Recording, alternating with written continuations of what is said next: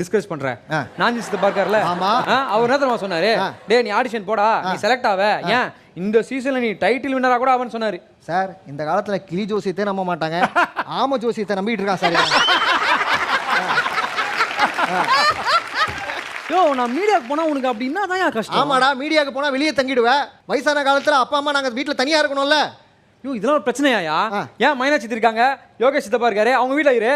Sir பாருங்க sir, பெத்த அப்பா அம்மாவை முதியோர் இல்லத்துக்கு அனுப்புறான் சார்.